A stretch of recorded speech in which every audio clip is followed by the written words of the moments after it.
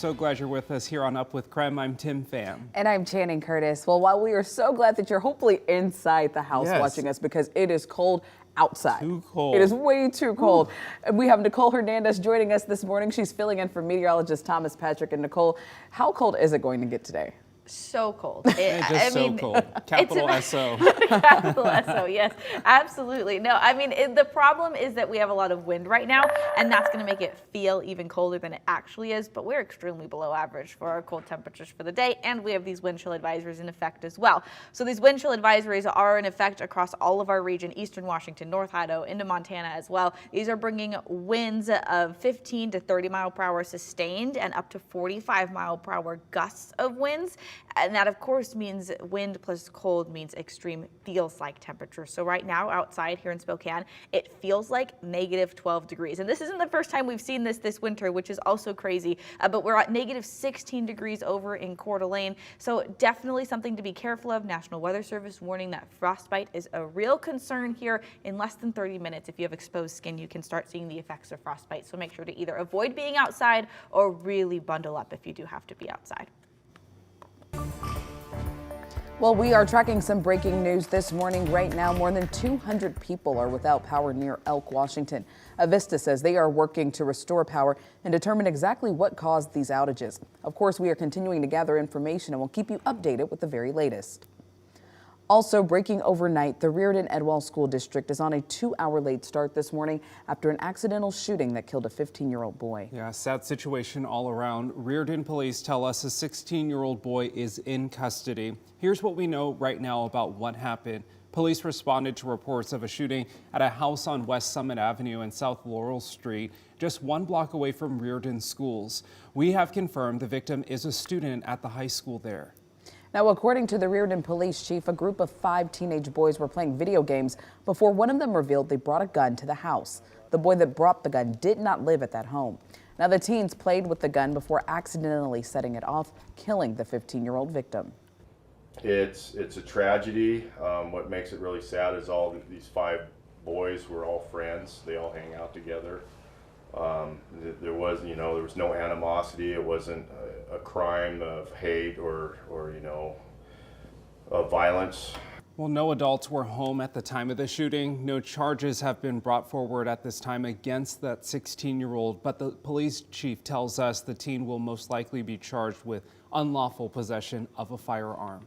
Now, Reardan Edwall School District released a statement to families last night. They say no immediate threat to our school exists. We plan to have a 2-hour late start on Thursday, February 23rd, with attendance for all students optional. There will also be counseling available to any student who does come to school today, and all after-school events are canceled.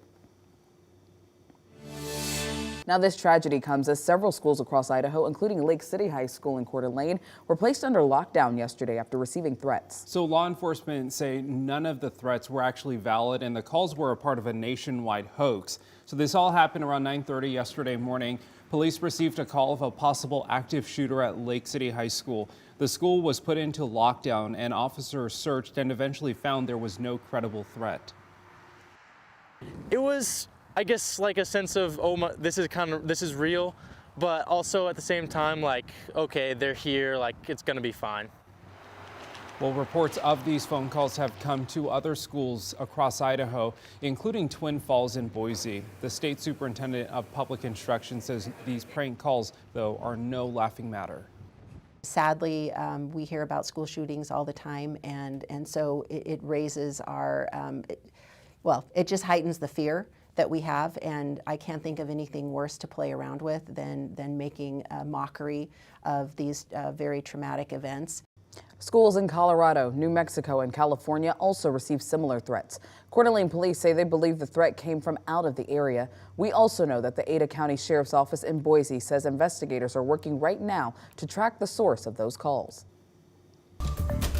Well, this morning we are also following a tragic story out of Florida where 3 people are dead after a series of shootings in Orlando. Well, deputies say a 19-year-old was arrested and could be responsible for all 3 shootings.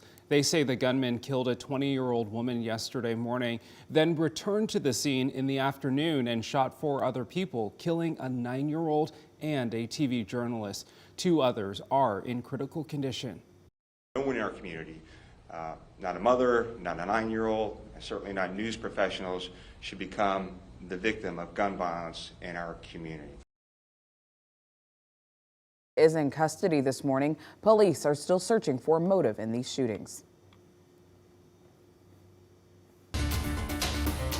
Today, Spokane Mayor Nadine Woodward will be delivering the State of the City. Nicole Hernandez has more on what to expect from Mayor Woodward this afternoon.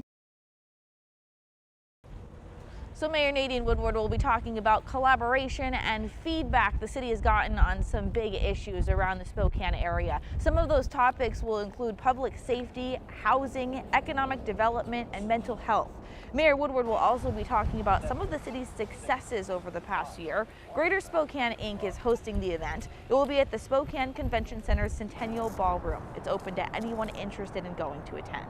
The State of the City will be happening from 11:30 this morning until 1 o'clock, and we will make sure to have the latest on the event on KREM 2 News first at 4. In Spokane, Nicole Hernandez, KREM 2 News. It is 7:07 right now. Let's take a look at your morning rush. More news in less time. Well, Kim Please announcing her intention to run for Spokane City Council president. Please actually ran for Spokane County Commissioner District 1 last year, but lost to Chris Jordan. She says she's running for the position because the city council needs to work better with its residents. The 3 people killed in an avalanche near Leavenworth this Sunday have now been identified. They're 54-year-old Seong Cho, 60-year-old Janee Less, and 66-year-old Yun Park. They were hiking with 3 other people when they were caught in the avalanche on Kolchak Peak. Now, the search for their bodies has been suspended due to conditions on the mountain, but the other members of the group have been rescued. A proposed pilot program would bring mental health specialists into the Kootenai County Jail. The specialists would provide opioid treatment options. Jail officials say they've recently seen an increase in overdoses, and they hope a program like this will cut down on relapses once inmates are released. The program would cost $800,000 every year and be funded through a national opioid settlement. Well, Tuesday night's Liberty Lake City Council meeting was interrupted by this loud and unruly visitor, this very naughty large black and white cat, which is also super adorable. Now, according to the city, the cat entered City Hall and interrupted every participant who came to the microphone to speak. Clearly, he wanted his chance to say how he was feeling about things as well. And he even continued to heckle speakers from his balcony seating. During a break of the meeting, the cat was escorted out by police in an animal carrier charged with his crimes of interrupting a meeting. You know, that is not parliamentary procedure. That is definitely out of order. Hey, those meetings never follow parliamentary procedure anyways. Let's Not be even real. a little bit. So It's a bunch of cats. And that cat right there was having a great time, I'm sure. And that's a look at your morning rush.